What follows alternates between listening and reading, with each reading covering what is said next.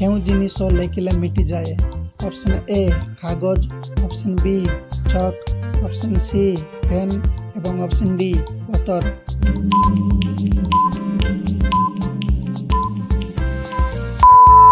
ଏହାର ସଠିକ ଉତ୍ତର ହେଲା ଅପସନ୍ ବି ଚକ୍। ପରବର୍ତ୍ତୀ ପ୍ରଶ୍ନ, କେଉଁ ଜିନିଷ ତୁମେ ଦେଖିପାରିବ କିନ୍ତୁ ଛୁଇଁ ପାରିବ ନାହିଁ?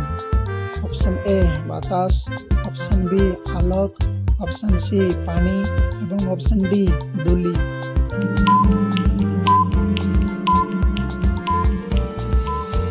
ଏହାର ଆନ୍ସର ହେଉଛି ଅପସନ୍ ବି ଆଲୋକ। ପରବର୍ତ୍ତୀ ପ୍ରଶ୍ନ, କେଉଁ ଜିନିଷ ଆଗକୁ ଯାଏ କିନ୍ତୁ ପଛକୁ ଫେରେ ନାହିଁ? ଅପସନ୍ ଏ ଗାଡ଼ି, ଅପସନ୍ ବି ସମୟ, ଅପସନ୍ ସି ପାଣି ଏବଂ ଅପସନ୍ ଡି ମଣିଷ।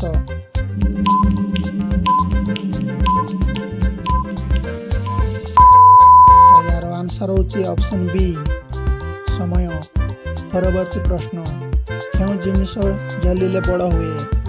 ଅପସନ୍ ଏ କାଠ, ଅପସନ୍ ବି କାଗଜ, ଅପସନ୍ ସି ମୋମବତୀ ଏବଂ ଅପସନ୍ ଡି ଆଗୁନ।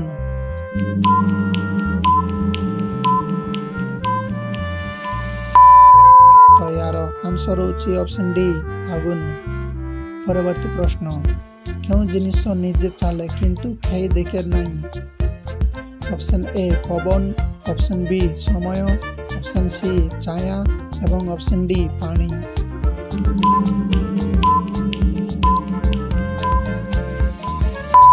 ଏହାର ସଠିକ ଉତ୍ତର ହେଲା ଅପସନ୍ ବି ସମୟ। ପରବର୍ତ୍ତୀ ପ୍ରଶ୍ନ, କେଉଁ ଜିନିଷ ଜୀବନରେ ଏକଥର ଆସେ ପୁଣି ଫେରେ ନାହିଁ? ଅପସନ୍ ଏ ଦିନ, ଅପସନ୍ ବି ସମୟ, ଅପସନ୍ ସି ଯୌବନ ଏବଂ ଅପସନ୍ ଡି ବର୍ଷ।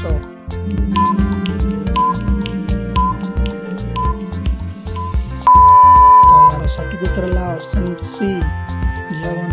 ପରବର୍ତ୍ତୀ ପ୍ରଶ୍ନ, କେଉଁ ଜିନିଷ ଅଧିକ ଥିଲେ ମଧ୍ୟ ଲୋକେ ଚାହାନ୍ତି ନାହିଁ? ଅପସନ୍ ଏ ଧନ, ଅପସନ୍ ବି ଖୁସି, ଅପସନ୍ ସି ସମସ୍ୟା ଏବଂ ଅପସନ୍ ଡି ଖାଦ୍ୟ।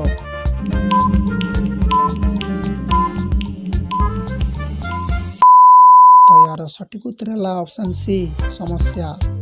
ପରବର୍ତ୍ତୀ ପ୍ରଶ୍ନ, କେଉଁ ଜିନିଷ ଜଳ ନଥିଲେ ମରିଯାଏ? ଅପସନ୍ ଏ ମଣିଷ, ଅପସନ୍ ବି ଗଛ, ଅପସନ୍ ସି ପଶୁ ଏବଂ ଅପସନ୍ ଡି ସବୁଠି।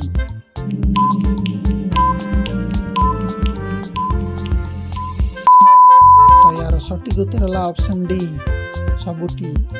ପରବର୍ତ୍ତୀ ପ୍ରଶ୍ନ, କେଉଁ ଜିନିଷ ତୁମେ ଦେଖିଛ କିନ୍ତୁ ସେ ତୁମକୁ ଦେଖୁନାହିଁ? ଅପସନ୍ ଏ ଆଇନା, option B camera, option C ପୁସ୍ତକ ଏବଂ ଅପସନ୍ ଡି ଟିଭି।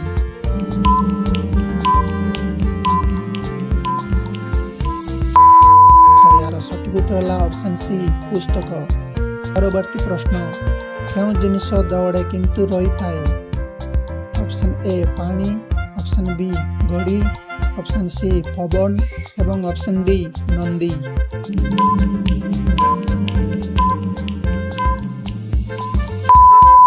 ଏହାର ସଠିକ ଉତ୍ତର ହେଲା ଅପସନ୍ ବି ଘଡ଼ି।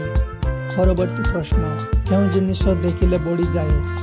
ଅପସନ୍ ଏ ଧନ, option B boy, option C ପାଣି ଏବଂ ଅପସନ୍ ଡି ସମୟ।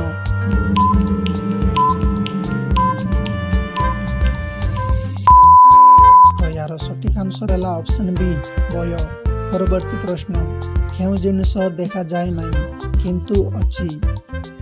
ଅପସନ୍ ଏ ବାତାସ, ଅପସନ୍ ବି ଆଲୋକ, ଅପସନ୍ ସି ପାଣି ଏବଂ ଅପସନ୍ ଡି ଧୂଳି।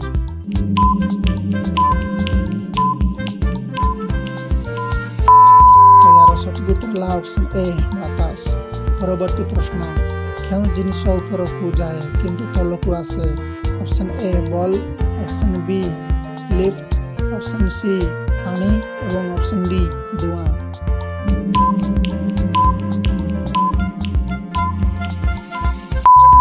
ଏହାର ସଠିକ ଉତ୍ତର ହେଲା option B lift.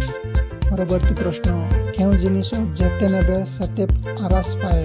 Option A ଧନ, ଅପସନ୍ ବି ସମୟ, ଅପସନ୍ ସି ଜମି ଏବଂ ଅପସନ୍ ଡି ଭଡ଼ଡ଼ା।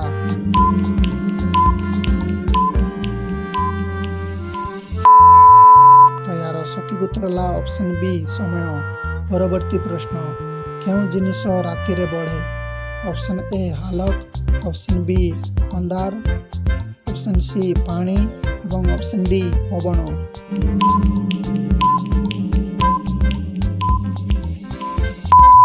ଏହାର ସଠିକ୍ ଉତ୍ତର ହେଲା ଅପସନ୍ ବି ଅନ୍ଧାର। ପରବର୍ତ୍ତୀ ପ୍ରଶ୍ନ, କେଉଁ ଜିନିଷ ତୁମେ ଭାଙ୍ଗି ପାରିବ କିନ୍ତୁ ଦେଖିପାରିବ ନାହିଁ? ଅପସନ୍ ଏ ହୃଦୟ, option B Kanchi, option C ପଥର ଏବଂ ଅପସନ୍ ଡି ଗ୍ଲାସ୍।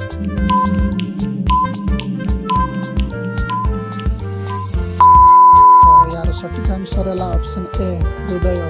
ପରବର୍ତ୍ତୀ ପ୍ରଶ୍ନ, କେଉଁ ଜିନିଷ ଶୁଣିଲେ ଲୋକେ ଭୟ ପାଆନ୍ତି? ଅପସନ୍ ଏ ସଙ୍ଗୀତ, ଅପସନ୍ ବି ଗଣ୍ଡିର ଶବ୍ଦ, ଅପସନ୍ ସି ବଜ୍ରପାତ ଏବଂ ଅପସନ୍ ଡି ଦୁଇଟି।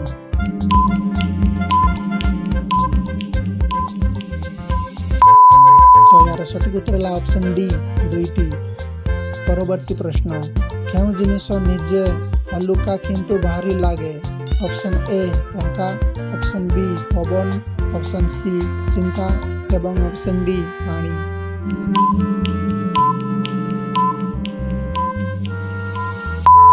ଏହାର ସଠିକ୍ ଉତ୍ତର ହେଲା ଅପସନ୍ ସି ଚିନ୍ତା। ପରବର୍ତ୍ତୀ ପ୍ରଶ୍ନ, କେଉଁ ଜିନିଷ ନିଜେ ନଥାଏ କିନ୍ତୁ ସବୁଠି ଅଛି? ଅପସନ୍ ଏ ଭଗବାନ, ଅପସନ୍ ବି ବାତାସ, ଅପସନ୍ ସି ଆଲୋକ ଏବଂ ଅପସନ୍ ଡି ଧୂଳି।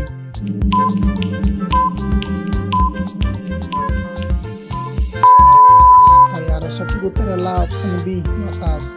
ପରବର୍ତ୍ତୀ ପ୍ରଶ୍ନ, କେଉଁ ଜିନିଷ ତୁମେ ରୋକିପାରିବ ନାହିଁ କିନ୍ତୁ ହରାଇ ପାରିବ? ଅପସନ୍ ଏ ଧନ, ଅପସନ୍ ବି ସମୟ, ଅପସନ୍ ସି ପାଣି ଏବଂ ଅପସନ୍ ଡି ଘର।